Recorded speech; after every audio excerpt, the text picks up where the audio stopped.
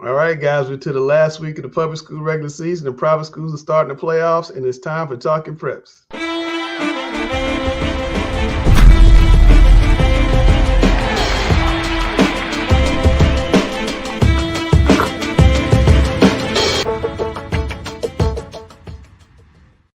All right, Randall, take it away. Who are your Randall's Rock Stars of the week?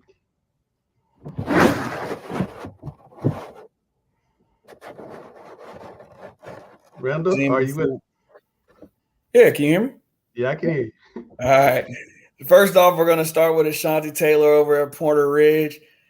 She had 32 points versus Cupperson this week. Next on the list is Kaylee Carson at Independence. She had 21 points and 8 steals versus East Meck. Kiara Anderson at East Lincoln averaged 24 and a half points, 7 rebounds, and 3.5 assists last week and 2 wins for East Lincoln. Elle Stone had 20 points and 10 rebounds and 6 steals in a win over Huff on Friday night. And last but certainly not least, Jaron Truesdale at Myers Park. Jaron had 21 points and 13 rebounds against Audrey Kell Tuesday and followed that up with a 20-point performance versus Olympic. All right, well, Jaron, we got you on the show. Talk about the season you guys are having, just one loss. What's that been like? It's been pretty good for us. We're moving forward. We've had a couple of games where it hasn't really felt like wins, but we've been doing pretty good as a team as long as we continue to be coachable and play together as a team and listen to our coaches. I feel like we can go pretty far. I want to ask you, what's it like playing for Barbara Nelson? I mean, she's one of the best coaches in North Carolina history. We had one of your teammates on here last year that called us something we won't repeat. But what's it like playing for Barbara Nelson, and what makes her special?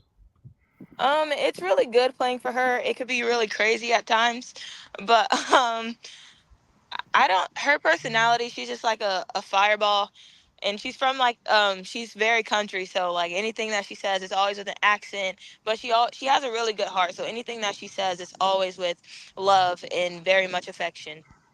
What do you think makes her such a good coach? With the years of experience, I think she said she's been coaching for 30 plus years. She's coached college and she's coached at different high schools and she's coached like AAU. So I really think it's her experience and how she takes the time to learn her players as individuals and not just as players. Jaron, you're in the final stages of your senior season. Can you talk about what it's like for you mentally as you prepare for this final stretch of the season? Mentally, it's one of those um, I would say it's kind of like getting it done or not getting it done. So always in the back of my head, it's like you got to do good. You have to perform well. You have to help your teammates at all times, no matter if I'm on the bench because I'm in foul trouble or any type of situation. I have to always be there for my teammates. I have to always be that leader for my teammates because I know a lot of them look up to me as their leader. Yeah, Jaron, you guys are, we talk a lot on this show about independence and Catholic and Huff. I mean, Malik Creek.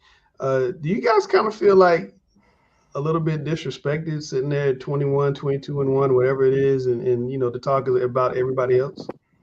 Just a tad bit, but not much because we know that we're getting slept on, but we know we're coming up there. So whenever it's our time, it's our time. All right. Well, it's going to be your time pretty soon as we get to the playoffs. But thanks for joining us, okay? Thanks for having me. All right. Take care. That is Jaron Truesdale of Myers Park. Randall, you mentioned Kiara Anderson of East Lincoln. She's on like, every time I look in the score list, she's got 25 points, 8 assists, 7 rebounds. And her teammate Emma Molinari is also having a big season.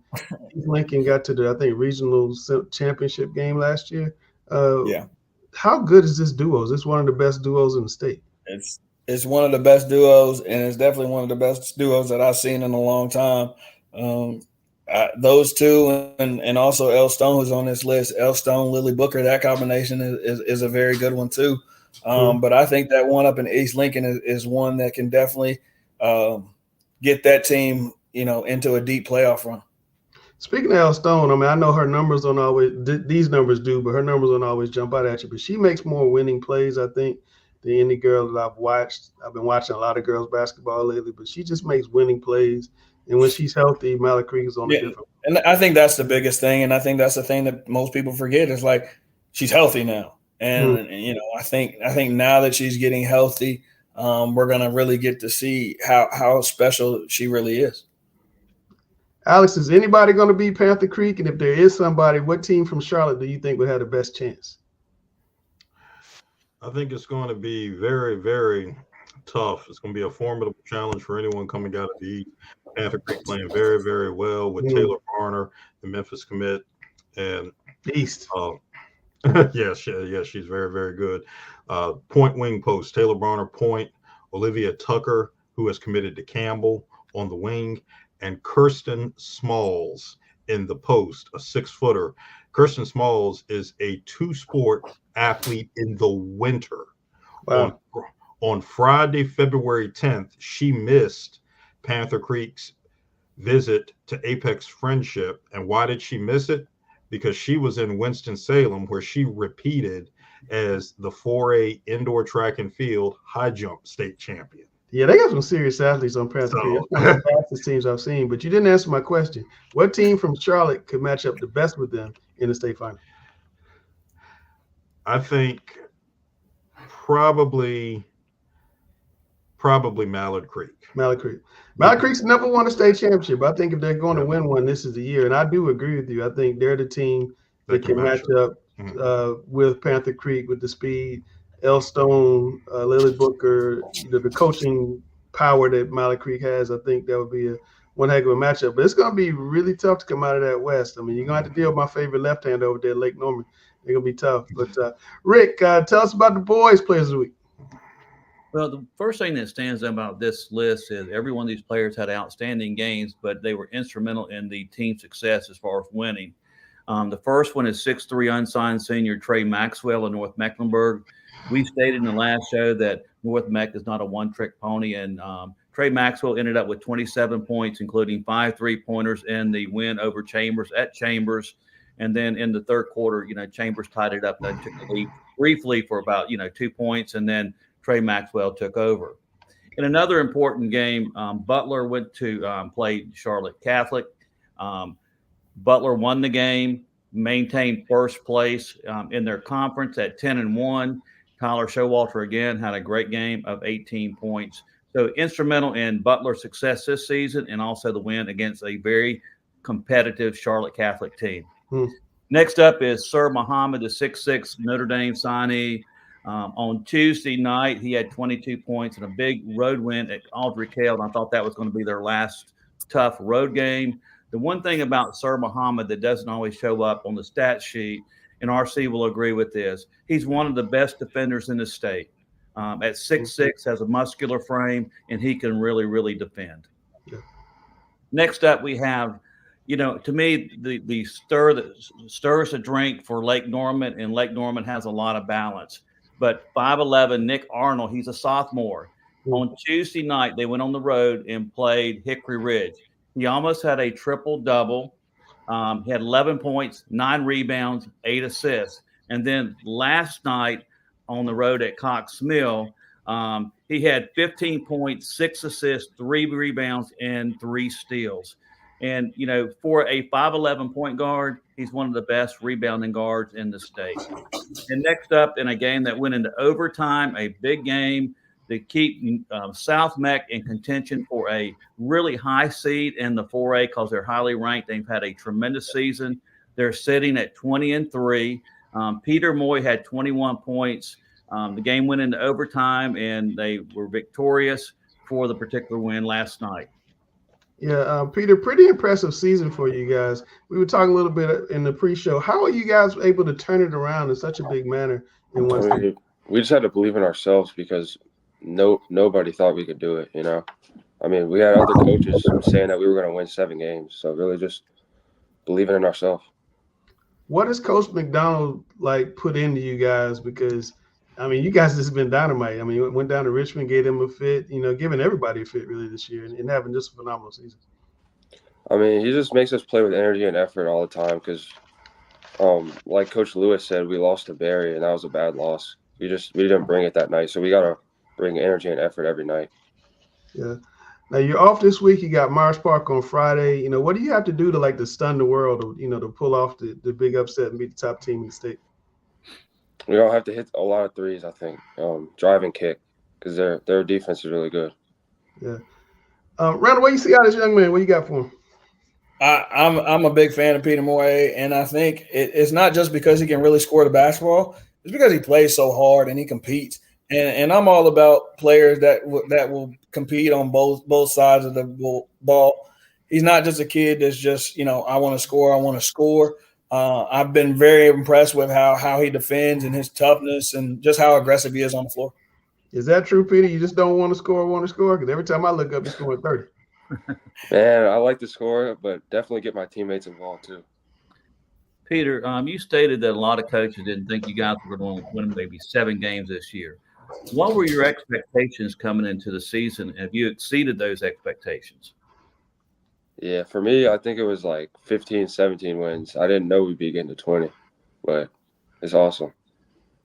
What's been the reaction at school? Because, South Memphis had a number of down seasons. I mean, at one point, they were probably the best. Back in the 70s, they were the best team in the state. What's been the reaction, though, from the students to, see the basketball team winning the way it is?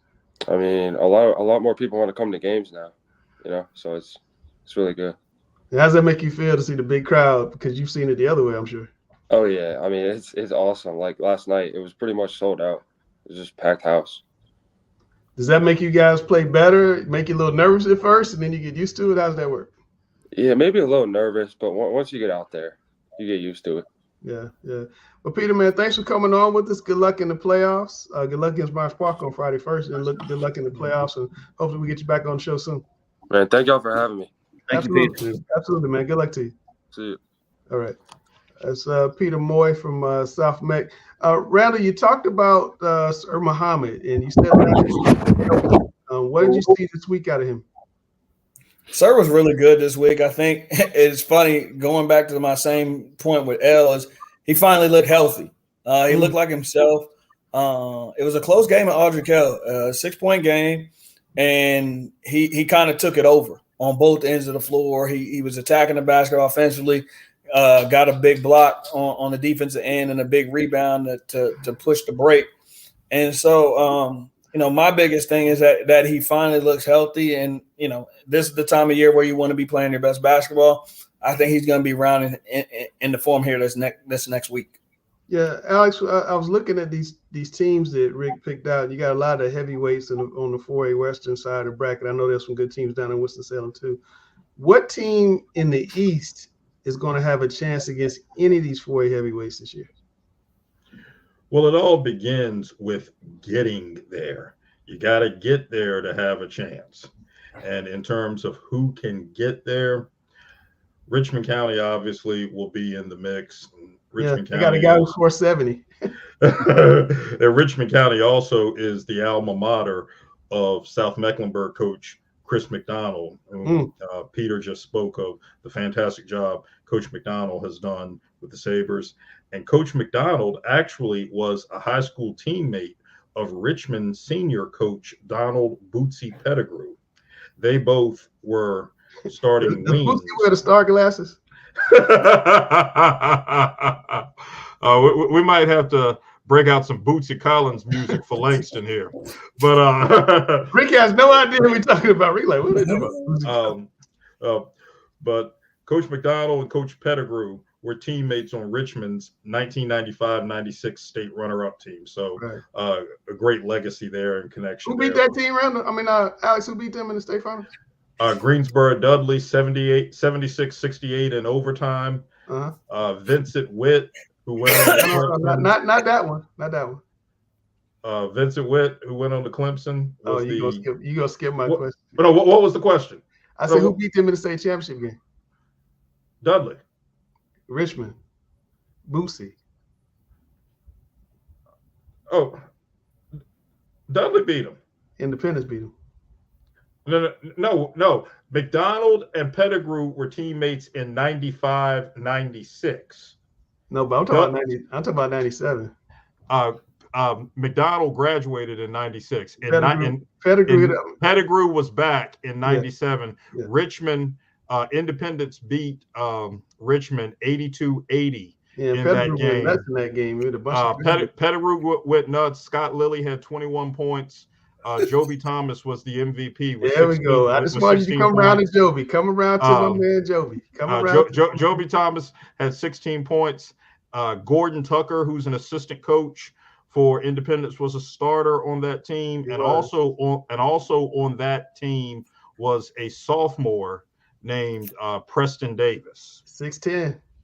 Yes, he was. Yeah. Yes, he was. That was Tony Huggins' first season at Independence after he succeeded Dean Dreibelbus as the coach. Independence was 28-3 that year. And what is Dean's brother? Who is Dean's brother? Mark Dreibelbus, retired associate commissioner of the North Carolina High School Athletic Association, and actually is back in an interim capacity right now. Alex, I wish I could have his memory. Like the way he just does this off the top of the head is truly amazing. That's why I was egging him on. I just want him to show off his knowledge. Alex is just like, he has a photograph. If Alex looks at a piece of paper, he can memorize like the whole thing. And the thing about it is he retains it. It's like, it's incredible. Unbelievable. I've never in my life met a person that has a memory he does. I mean, he's like he's a walking dictionary, encyclopedia, exactly. All in one. It's nuts. Randall, girls' games of the week. Well, I think this final week for public schools this week is going to be very interesting. You got Barry at Myers Park. Myers Park going to go ahead and try to sew this thing up. And like we talked about with Jaron, a great season for them so far. How many conference championships would that be for Barbara? She won like 95. Yeah, it seems about right. That seems about right. We start the independent school playoffs this week. Cannon has a bye all the way up until Saturday as the number 1 seed around this area. So it'll be interesting to see who they play and who goes to visit them on Saturday. Yeah. Independence at Butler. This was a game earlier in the season that I was able to go to. It was close for a little while. Independence was able to bust it open at the end. It'll be, we'll see how Butler responds, especially coming off a tough loss last week to Charlotte Catholic. Hickory Ridge and West Cabarrus, 2 teams that match up very well against each other. Yep, and it's right next door, and it's for sure that's a rivalry game. So I'm sure it's going to be competitive. Shout out to Londa Rose, who's one of the best coaches around here. Yeah, they're gonna get after it. And then in another rivalry game, we got Marvin Ridge at Weddington. Weddington gonna try to protect home court in this one. So really, some really good games to finish out the season. Marvin Ridge, Porter Ridge tied for first place going into that last game, and Porter Ridge plays Sun Valley, so it could be a 2-way tie. And then I guess they do coin flips, or whatever, to determine who gets to bye in the conference tournament. So it should be definitely interesting. Alex, the private school championships up your way in Raleigh in a couple of weeks. Looking forward to that. Can Providence stay in the finals, maybe? I can see that certainly happening. The big show in the independent schools on the girls' side actually will be in the 2A classification, as we see Sarah Strong close her career. Well, isn't that a wrap? Just give it a trophy? Well, things look very good. Things do look very good. Did anybody come in 20 points to them this year? The point I'm making is that this is an opportunity 25 years after that 98-99 West Charlotte team for us to enjoy the greatness that we're watching. Oh, absolutely. As she closes, I've never seen her play in person. I'm looking forward to seeing it. She's very, very, very impressive. And when they are challenged, it goes to another gear. I have a question, Randall. Where is Sarah Strong going to college? No, I'm not playing this game with you. I'm not playing this game with you right now. I will tell you this. Hold on. For those of you watching on camera, me and Randall have this conversation quite a bit. But go ahead, Randall. I will tell you this: that New Goat was in attendance on Sarah's senior night last week. New Goat did. Who is New Goat? Just so the people know, who is New Goat? The coach over in Columbia that you love so much. No, so she was in attendance. So I think we're about a month out from Sarah deciding where she's gonna go, and there's a lot of schools. South Carolina, boy. Mm. Listen, there's a couple places where she goes, things get very, very interesting. So I'm just excited to see where she. You told me that LSU was going to be the team this year, and New Goats undefeated. I don't know. That was more just out of spite for you. It having to hear you talk about South Carolina on a daily basis. You're going to continue to hear it. She is the best. I think the only reason why she won't really become the GOAT, I think she'll get out of women's basketball. I think she'll be coaching the men's team eventually. Rick, boys games of the week. Well, first of all, you have the game between South Meck and Myers Park, and kudos to Chris McDonald. He's done a fabulous job at South Meck. At 20-3, he's 7-2 in the conference, and also, congratulations to Scott Taylor. They've won 16 straight games. 16.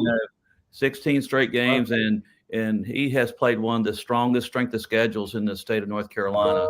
And they're 20-2, 8-0 in the conference. And that game at home is going to be very special to Bishop, Boswell, Sir Muhammad. So that's going to be a tough game for South Meck. But South Meck, that being said, will have a high seed in the NCHSAA 4A playoffs.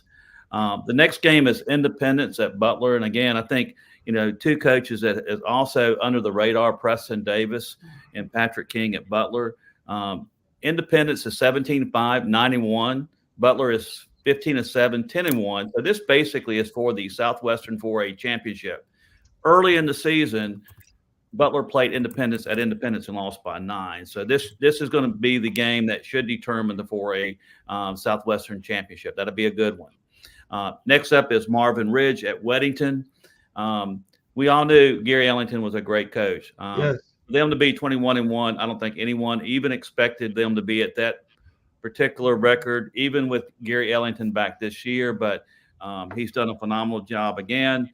His only loss came to the Burlington School at one of our events, and they're very highly seated in the playoff. Next up is Kings Mountain at Crest, and they're in the I think it's the which conference? The Big South 3A. Yes, a little bit out of area, but definitely close. This is probably one of the toughest 3A conferences in the state. You have Crest, Kings Mountain, Ashbrook is also in there, so this will be to help determine the conference championship there. And then the other game we have Central Bears. They have won like 55 straight games. They're at J.M. Robinson. J.M. Robinson 16-5 and 12-2 in the conference. That being said, earlier in the season, J.M. Robinson lost by 51 points to Central Bears at Central Bears. So, this is a juggernaut at Central Bears, and I just don't see anyone really coming close to them. The only one I can see that might give them a problem will be Hickory in the playoffs. Yeah, and then you got the private school starting on Tuesday, Thursday. Any predictions on who might run out to the quarterfinals? I tell you, this year, I think the private school league is so balanced. I mean, you look at the 4A, and we've discussed this in the past. I was saying Christ School and Cannon, but you also have schools like, Covenant Day has had a really, really good year. Providence Day is there. So, I think that's going to be wide open. The 3A, I think the favorite right now has to be High Point Christian. You got Forsyth Country Day. Also, you have Concord First Assembly. Yeah. So I think that's going to be wide open. And then the 2A, Burlington School looked like they were the team to beat. They sort of fallen off a little bit the last 2 to 3 weeks, but I think that's wide open, especially with Trinity. You also have Caldwell Academy, who's really coming on strong. Yeah. And then the 1A, I think, basically will come down to 3 teams. That's going to be Northside Christian, United Faith, and also Victory Christian. Well, Northside be hurt, Rick, but, they had to fight at Hickory Ridge. They took off the last 4 weeks this season. Will they get, that rust versus rest thing? Will that hurt them, you think, coming back? I think they'll use it as motivation more than anything else, and they'll be anxious to play. I think that's the key there, and I don't think it's going to hurt them as many people will think. Okay. All right. Well, it's time for the roundtable.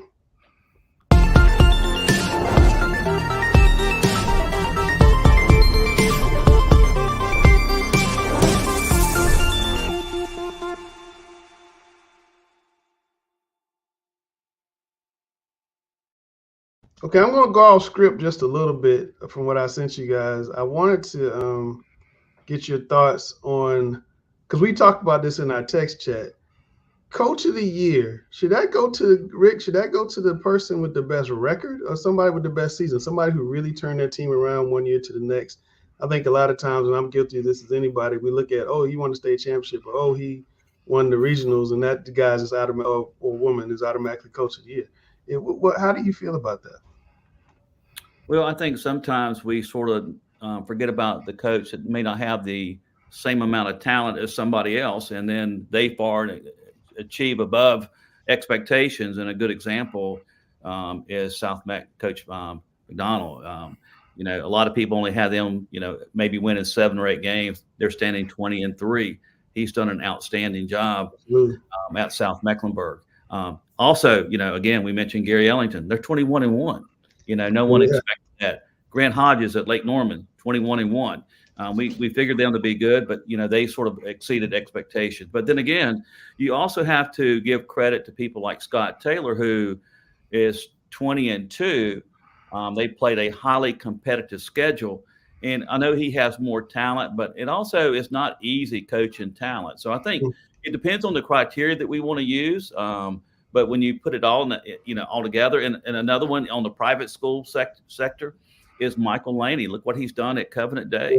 He's basically turned. Nobody saw that coming. I think it depends. I think it depends on a year-to-year basis. I don't think there's an issue going with either criteria. I think you just have to be clear with what the criteria is. I think last year, I know on the girls' side, Coach McKenzie won it, and she had a lot of talent at Lake Norman. We knew they were going to be good. We didn't know how good they were going to be, and they made a great run to the state championship game, and she was coach of the year. But again, like this year, you have a coach like Coach Bridges who takes over a Country Day program where they go from being 10-16 to basically the opposite of that. Yeah, that's one of the ones I was thinking about. Is that Country Day's girls is just gone. Yeah, and I mean, complete role reversal. And I think you just have to be clear with the criteria. I agree with everything Coach Rick said. Talking about criteria, you and Rick picked the thing. It was your criteria. And I feel sorry for Coach Rick because it's going to be hard to pick Coach of the Year because like he made arguments for like 3-4 different coaches. I mean, you got Ellington at Weddington who's done a phenomenal job. They've only lost once. You got Scott Taylor who lost twice, but he played one of the craziest non-conference schedules we've seen. You got Laney who took over a program at Covenant Day that was left for dead, and he's turned that thing right around. I mean, we have Grant Hodges. Coach Hodges up there. And, you got some coaches that have really done a terrific job. Coach McDonald as well. It's going to be hard. It's going to be very hard to pick Coach of the Year this year. So. The good silver lining behind it all is we have a lot of quality coaches in the area. Absolutely. Alex, same question. Everything that everyone has said, I agree. And I think my big thing on Coach of the Year is whichever direction you go, to be able to quantify what they did. That can be with someone turning a program around. Mm-hmm. So you go from a losing record to getting someone to the state playoffs, like the case of Coach Bridges at Country Day. That could be someone taking a program with some pieces like Coach McDonald has done at South Mecklenburg, and knowing the conference that they're in, which is a formidable challenge, but putting them in a position for a higher seed in the state playoffs. Yeah. Or that could be, and I'll use this example since this is the 25th anniversary season of the 98-99 West Charlotte team. That could be someone like a Rusty White. He won that year. Taking all of that talent and optimizing it in terms of elite talent performing at an elite level.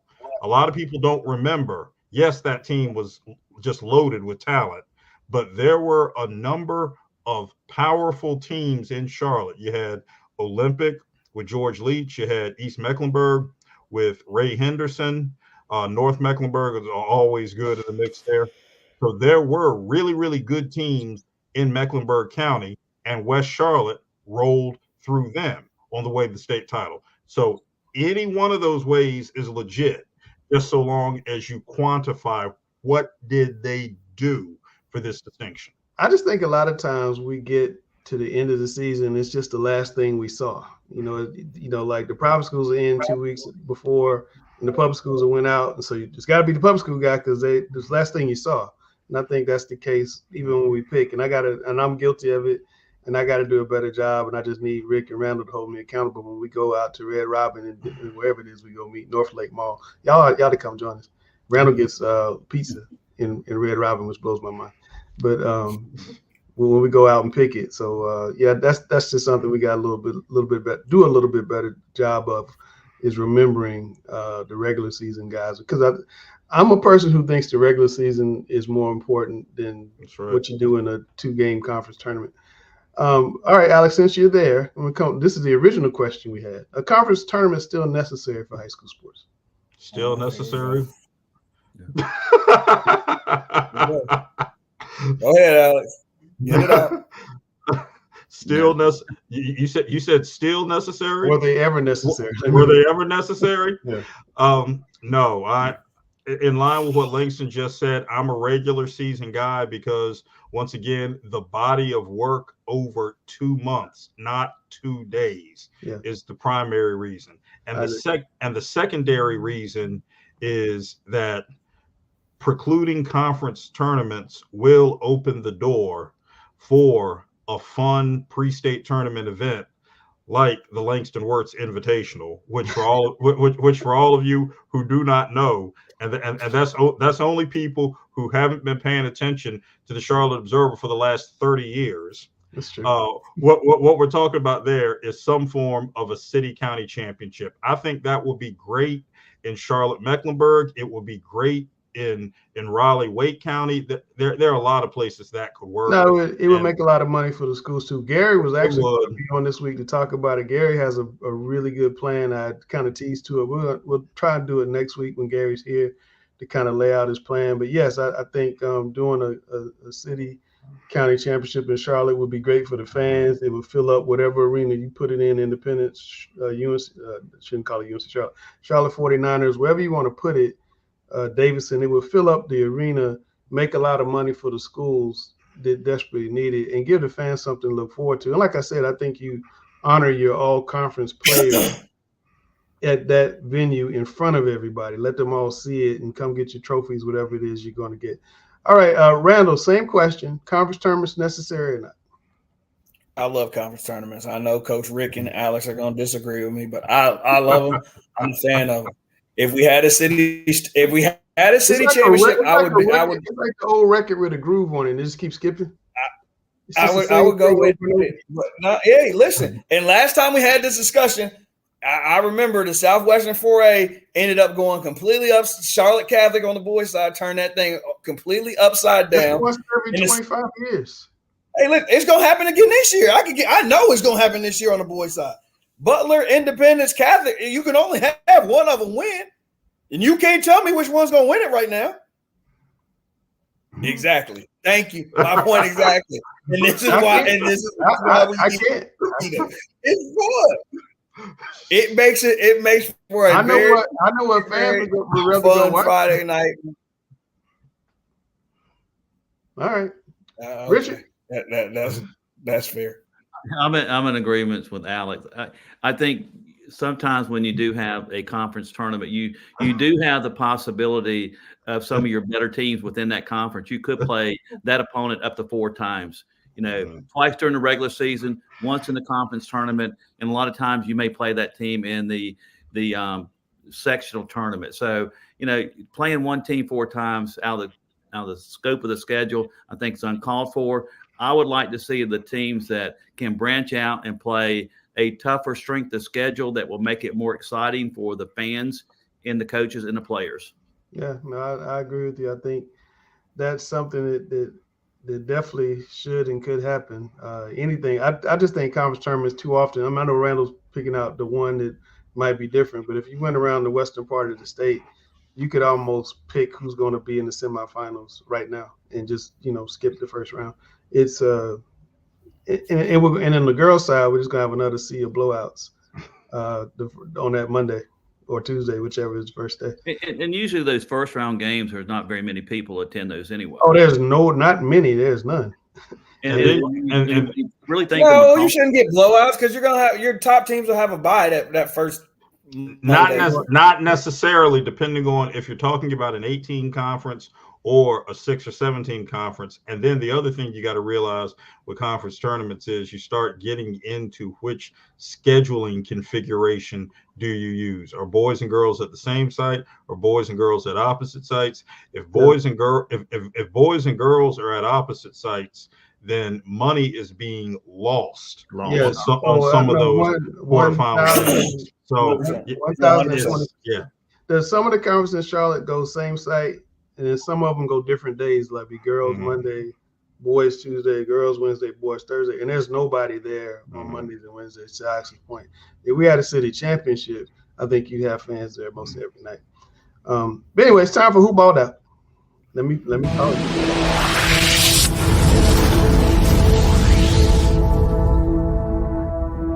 We're gonna start with your guy, Sir Muhammad. Yeah. I'll let you Yes, talk. sir. Big night for him Tuesday night. Oh, just pushing the break, gets there. Had 5 dunks. I didn't know he could do that.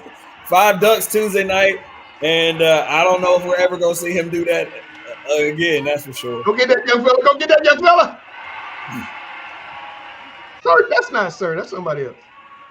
No, this was the one right here. That one got me on my feet. That one got me on my feet for sure. Tell you what though, RDK kept the score close though. Look at these scores. They did. They competed hard until the last 4 minutes. I saw Sir attack the basket like that against Christ School in the John Wall Holiday Invitational. He didn't finish with dunks, but finished with strong plays inside, either right inside the paint or deep in, and finish strongly at the basket. Yeah, he can do that really well. Rick, here's your guy. Trey Maxwell had a big game for North Mac on Friday night, but here's some highlights from early in the season.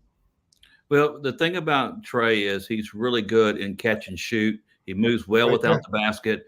When he comes off a down screen, he sets his feet really good. He makes the inside pivot, 1-2, and the shot goes up. But give me all 3 of them. He has that quick release. Yeah, no, he's a special player. Lanice Joseph, Randall, got an ACC offer as a freshman from Wake Forest. Highlights are very brief, but she's really a beast down low. Look at that. I mean, she's going to be special for North Mac. Got her first ACC offer and followed up with a 20. I found him on my line. There we go. She's having a big season. I mean, her and Kiara out there. Holy I heard smokes. Randall say they're the best 1-2 punch in the state. Now I know we're gonna hear from Malley Creek on Monday. Yes, we are certainly going to hear from them. You said it, but Emma's really nice. Hey, listen, I mentioned Malley Creek's 1-2 punch when I mentioned them, so stop. Emma's really. I'm always trying to stir stuff. Someone might be asking RC on how to spell their name. Yeah. That's funny. That's funny, Coach Rick. Little side joke. If you balled out and you want to be featured, send your clips to Observer Preps on Twitter. You can also send it to Observer Sports on Instagram. And we definitely want to get you on the feature on Who Balled Out. We had a short segment this week because I didn't have enough time to track down film. But yeah, well, Brandon, I'm just trying to stir stuff up, man. I'm not trying to get you. Oh, listen, what you do, it does not bother me at all. I know exactly what you're up to. Randall's known me too long. He knows what I'm up to. All right, Alex, it's time for you to host Coach versus Coach. So I'm going to get out of here.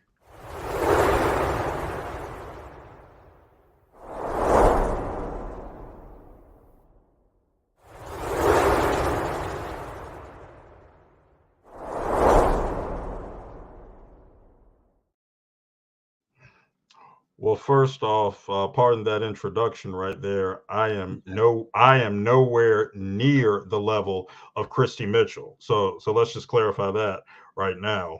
And as we know, Gary Richmond isn't with us today, but we have the one and only Rick Lewis to go head to head with Mr. Randall Clark.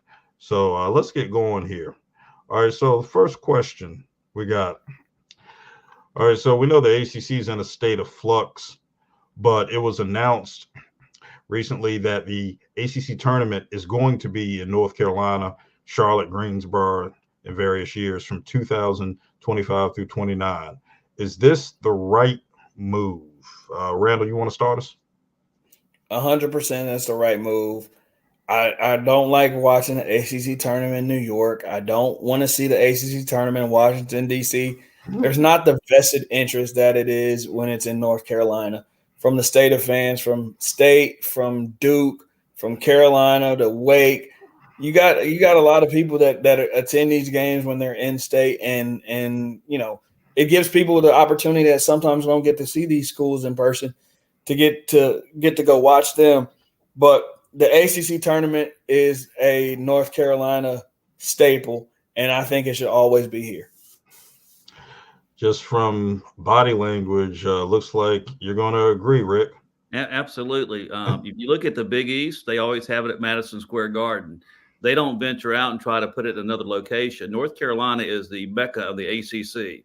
And it's also geographically located. Just think about it. You have 4 schools in North Carolina, 2 in Virginia, 1 in South Carolina. You got Georgia.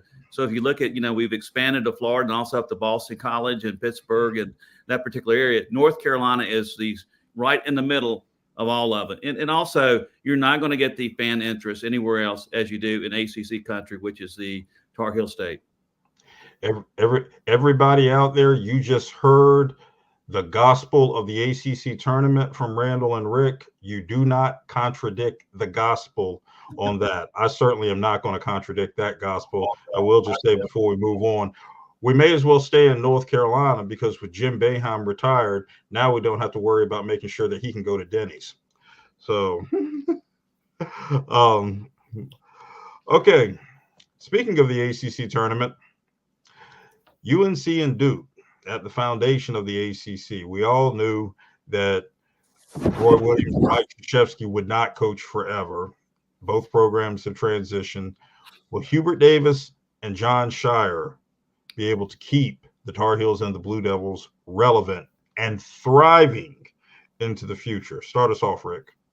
I do. I think that the main reason why is to be successful at the collegiate level, the number one thing that you have to do is recruit. Both Hubert Davis and John Shire are excellent recruiters. The flip side is basically both of them took over 2 blue blood programs at a time where the NCAA is an influx.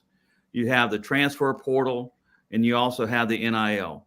And that has really led to a lot of coaches, whether it was Villanova, Roy Williams, Coach K, a lot of these people, age, whatever, are getting out of the business.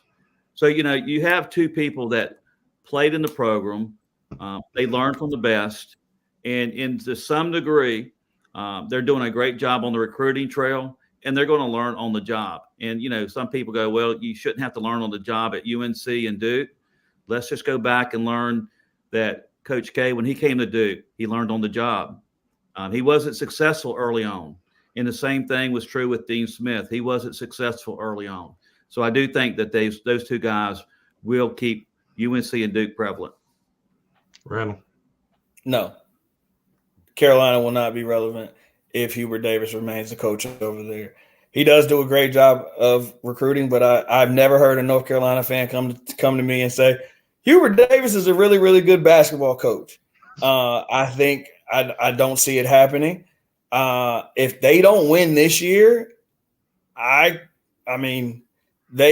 expectation is Elite 8 at least. At worst case scenario, their expectations are Elite 8.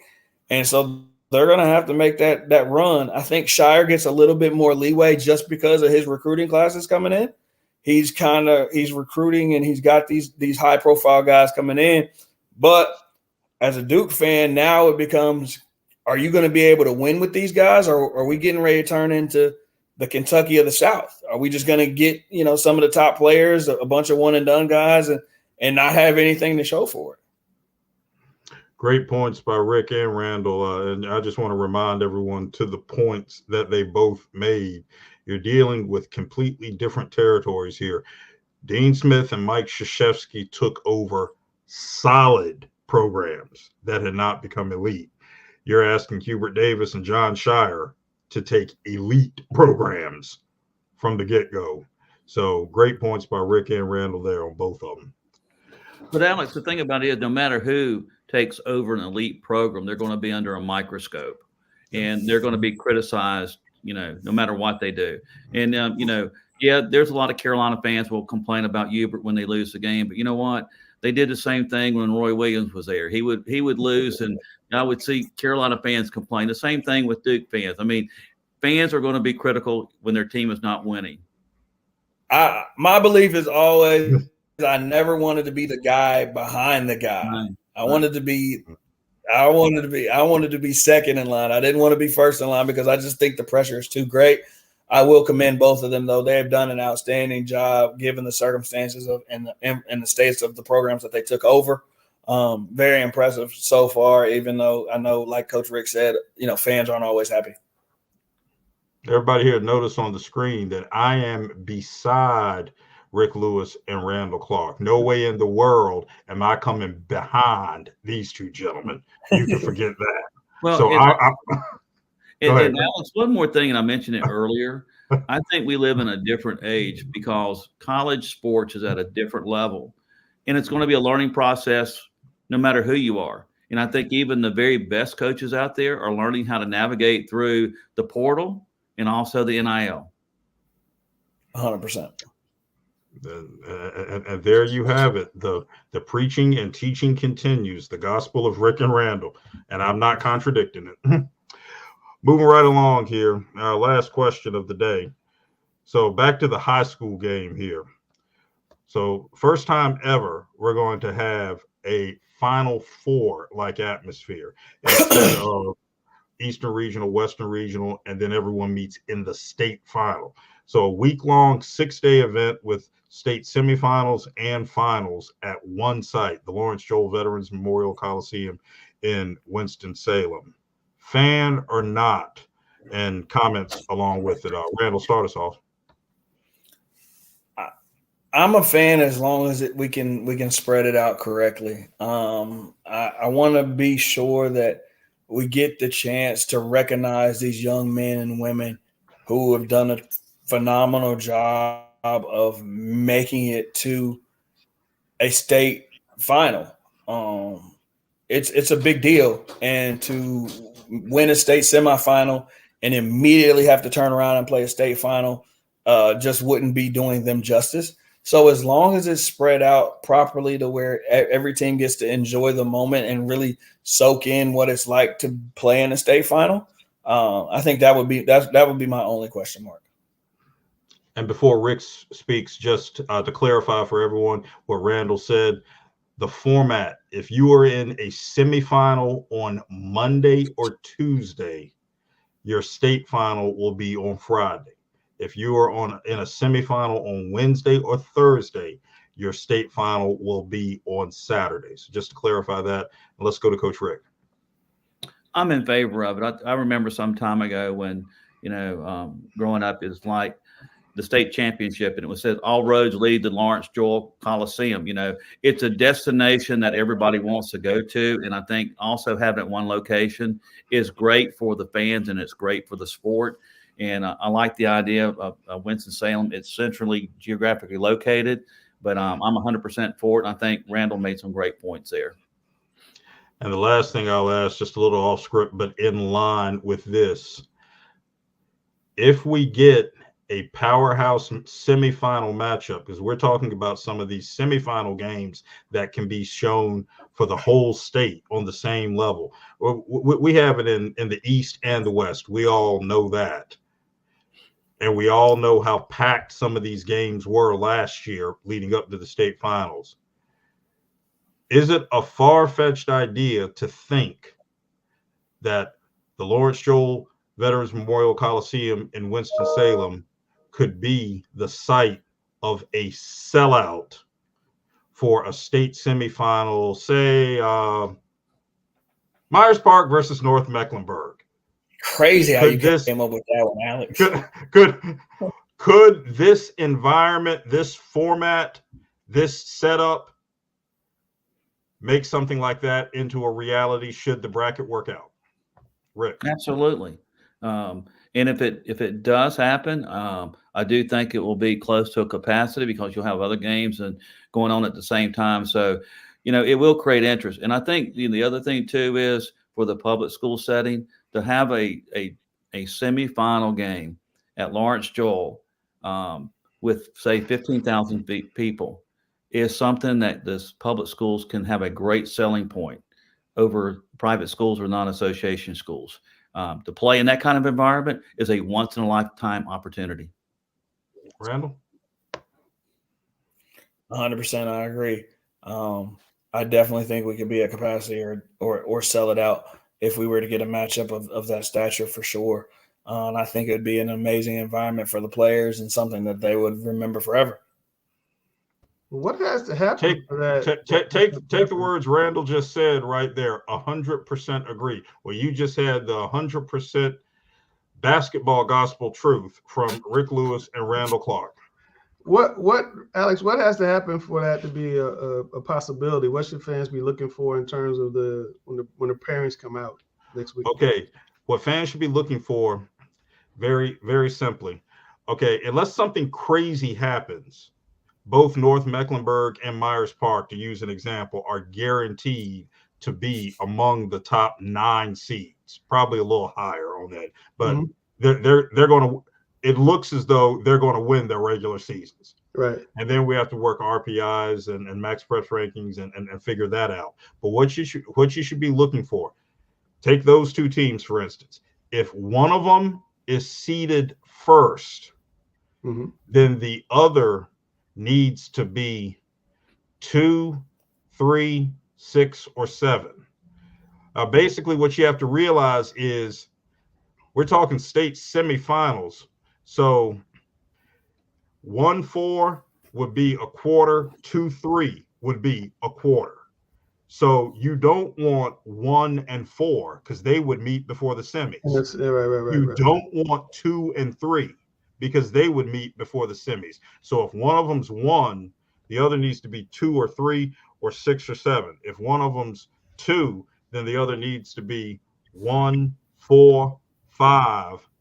That's what you have to pay attention to because that's the game that we want in Winston-Salem. We all talk all the time about one high school to another. We all know that some gyms are larger than others, and the last thing we ever want to see for a game like this is that people don't get to watch it because, as Rick and Randall said, that this could be a huge treat for the state. So watch for those numbers. The parents come out next Saturday, and maybe I can get you guys on and we do like the spaces when the parents come out and just discuss it, get some coaches on and get people's different. It'll be another Saturday.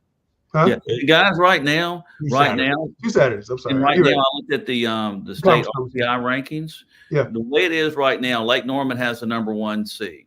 Yeah. That's not going to change. I think they're going to run the table. Right. Number 2 is Myers Park. They're going to run the table. Right. Number 3 is Weddington. I think they'll run the table. Number 4 and number 5, as far as the conference, will either be the 4 seed will be either like the Mount Tabor, Davie County Conference.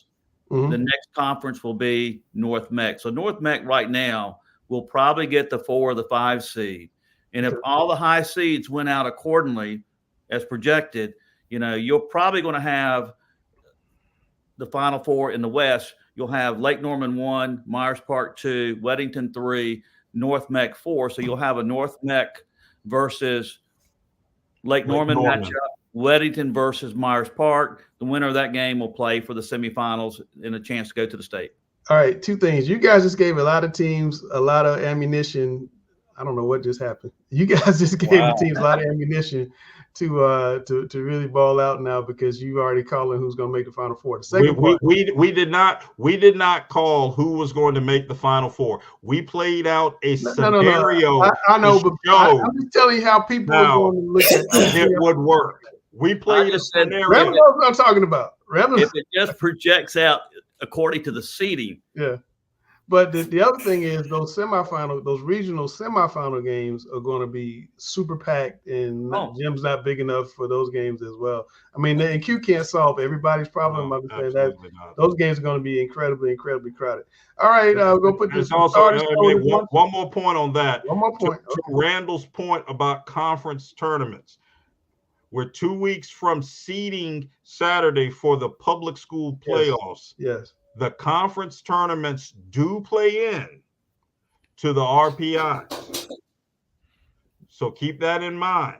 They do But play what in. we're talking about, these teams will be number 1 seeds from their conference because the highest you can go as a conference tournament championship is number 2. Exactly. They'll be number 1 seeds, but they need to continue winning for the RPI or the max preps ranking to hold as it is. Chambers North Mech 3.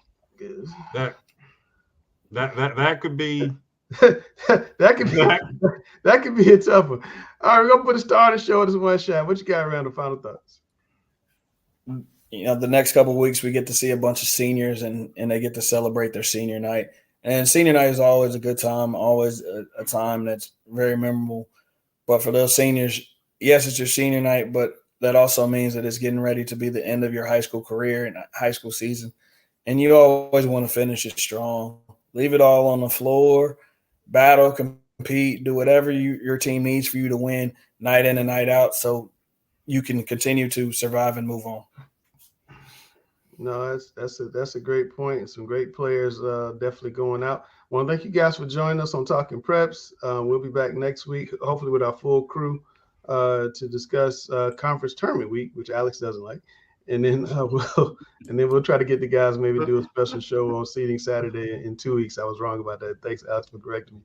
That's Randall Clark, best trainer I know, Rick Lewis, #1 voice of high school sports, and Alex Bass, the contrarian. I'm Langston, and we are Talking Preps.